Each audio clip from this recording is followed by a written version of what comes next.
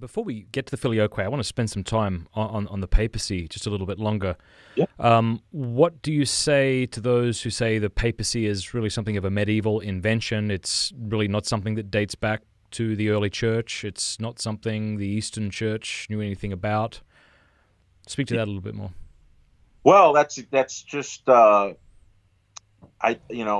reading of history tells me something vastly different than that.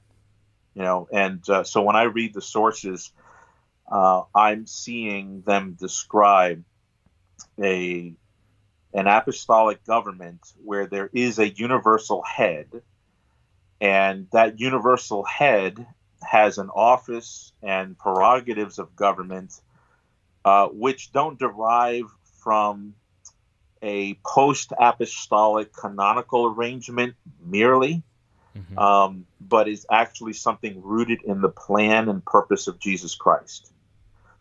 So, and that it all revolves around the person of St. Peter. Okay, so Christ invested a certain amount of authority in St. Peter, unique. It was not common. It was singular, right? It wasn't something that was given to all the apostles, and that it survives Peter into his successors in the Roman bishopric. And I see church fathers in both East and West talking about how this is divinely instituted. So if something is of divine institution, that means it's also divinely irreversible in terms of ecclesia. Like, for example, the Eastern Orthodox would never say that they can get up and completely obliterate the episcopal office. And they wouldn't do that because the episcopal office is of divine institution. Okay.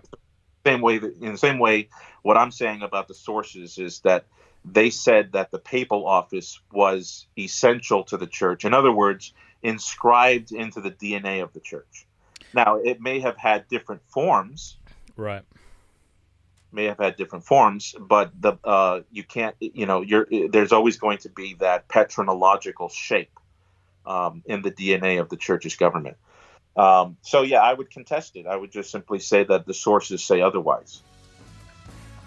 Thank you for watching this clip. You can click here to watch the full episode. And I want to say a big thanks to our sponsors and to our amazing patrons for making all of this possible. Please do us a favor before you go. Click that subscribe button and then the bell. And that way YouTube will be forced to let you know every time we put out a new episode.